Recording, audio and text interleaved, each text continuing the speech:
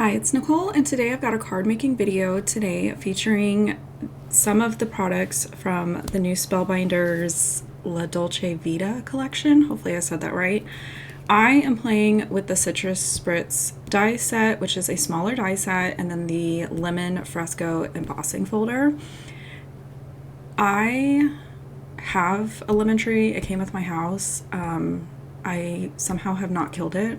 I've managed to kill off every other tree that was planted back there.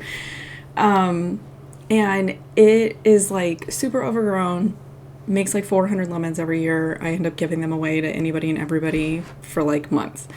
So when I saw the little lemon die set, I was like, oh, this is going to be fun. So to get started, I cut a bunch of lemons from the beeswax color wheel cardstock, and I think the other one was saffron. And then I just kind of went through my mini ink cubes and found some colors that were slightly darker, and I just wanted to bring in a little bit of some depth and dimension to the edges of my lemons.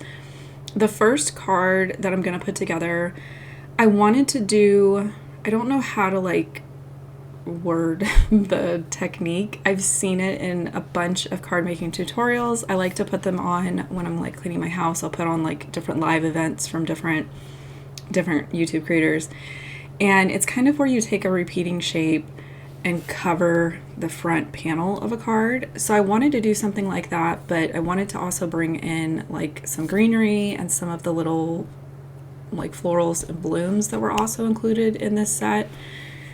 And this was like my favorite card that I've made in the past few weeks. So this was a good jumping off point to playing with this one. With the darker yellow cardstock, I did grab an orange colored ink here. I just kind of play around and see what works the best. And then I did go ahead and ink blend on my leaves, my little stems, and the little tiny blooms. Those I just grabbed one of these little tiny ink blending brushes and like a little bit darker of an ink. Like you can't really see it in the video. Up close you can kind of see that it just gives each of the florals a little bit more interest and dimension, and also kind of helps them match my lemons. If I'm inking something, I try to ink all the other components, because to me it helps everything just kind of look more cohesive and look like everything coordinates. So I'm going to go through and ink all of these. This little sticky mat kind of helped hold everything down, and then these were so small that I just kind of held them with the edge of my finger. And like I said, I'm just kind of brushing on color wherever I can, and here you can kind of get a better idea of how I ink blended on the leaves. And then it was just me and some foam tape for a while. I put foam tape on the back of a bunch of my lemons, and I'm just gonna start, and I'm kind of just going in like rows. It made more sense to me to kind of have just like 4 rows of lemons. By the time I got done, it really did look more like a bush, which wasn't necessarily where I started out wanting to go, but I loved it. So I just kind of tilt them one way or the other. I kind of rotated where the little speckle bits were, and then went back and forth between the 2 different color yellows, filling in with some of the greenery. And I tried to place most of my lemons first so that I could kind of gauge where all the openings were going to be, to make sure that those were kind of spread out. Ultimately, my goal was to completely cover the panel so that you wouldn't see any of the background, but as I started working and started putting all the different pieces on, I was liking seeing a little bit of that smooth cardstock behind everything, so I did kind of pivot a little bit, and instead of trying to cover everything, I left some openings, so you can kind of see here. From there, I'm going to go ahead and carefully cut off everything that is hanging over the edge.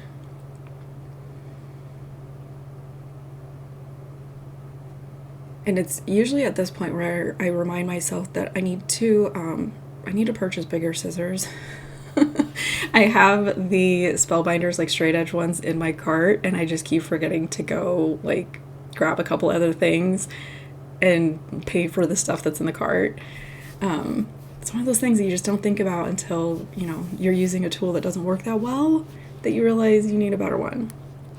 So from there, I'm going to go ahead and start working on my second card. A lot of times when I am making cards and playing with like new die sets and stuff, I try to make at minimum 2 cards at a time. To me, it's a little bit of a time saver to just kind of have everything out at the same time, even the same color combinations and stuff like that. It just makes sense to my brain. So that's why a lot of times I will try to have more than one card in a video. Now, I was thinking about this the other day. I really wish embossing folders, the design was rotated the other way so that the fold on the folder is where the bottom of your card goes, because I'm one of these kind of lazy crafters that I like to emboss the front of my panel. And it's every time I go to put it in a folder that I realize if it's a design that matters directionally, it's gonna come out upside down. And the only solution to that is to cut like a panel, emboss it, and glue it to the front of my card. And sometimes I don't want to take the time to do that. So this was one of those days where I was like, let me just see what this is going to look like. Yes, it's upside down.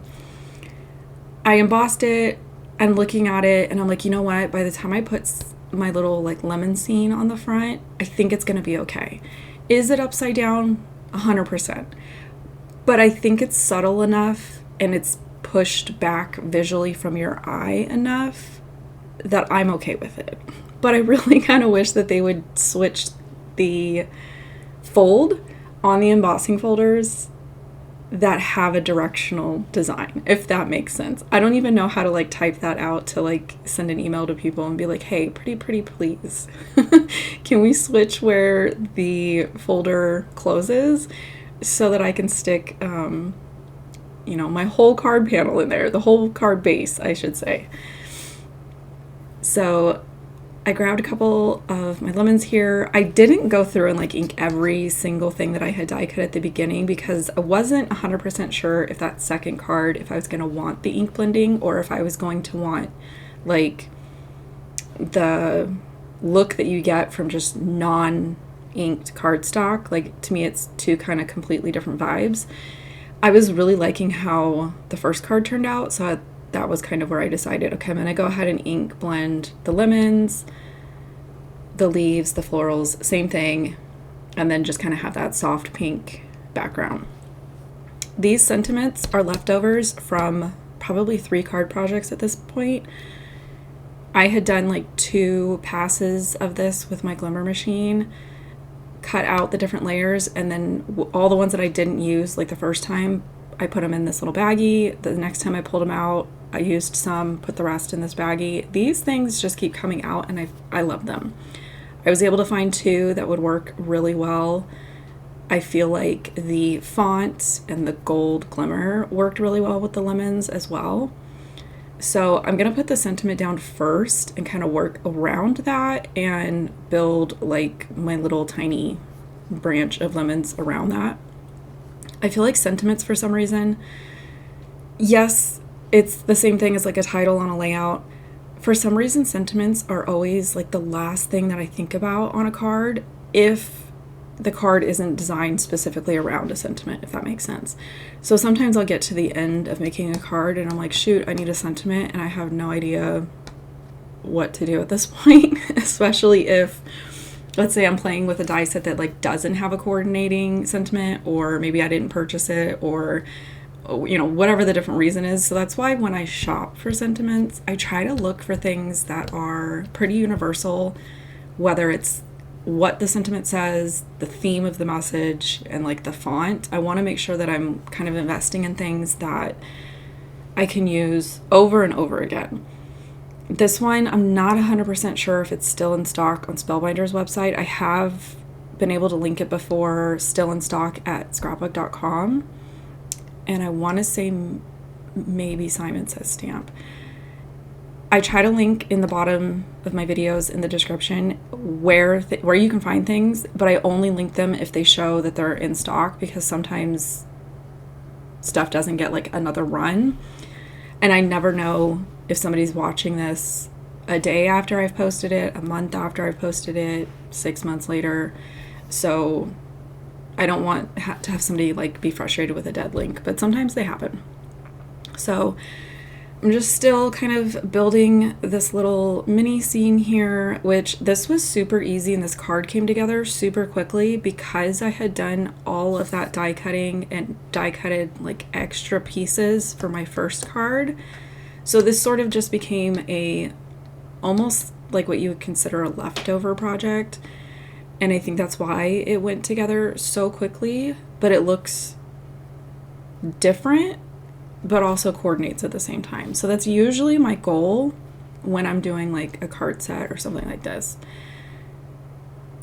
And it was about this time that I realized that you probably could go a completely different way with this. You could make limes out of this. You could probably cut them and have them look more like either oranges or grapefruits.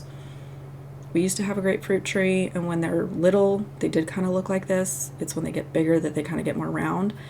So this one I thought was a really just good die set that you can kind of mix and match for different things that you got going on. I tucked one more leaf and another little floral down here at the bottom.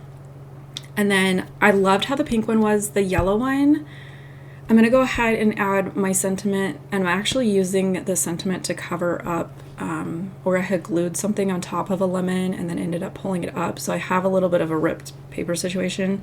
Sentiment is going to come in and fix that. And then I just felt like, yes, even though this is a full coverage card and there's so much interest and dimension, it still needed something. And my openings weren't big enough to do like gems or pearls, but I was like, I need something. So I grabbed some paint from my kid, went in a room and stole it, and I grabbed my embellishment wand here, and I used the like Dole tip. It has like a ball on the end of it, and I'm just gonna go in and add some dots of white paint in those openings. And to me, this was like the perfect finishing touch for this.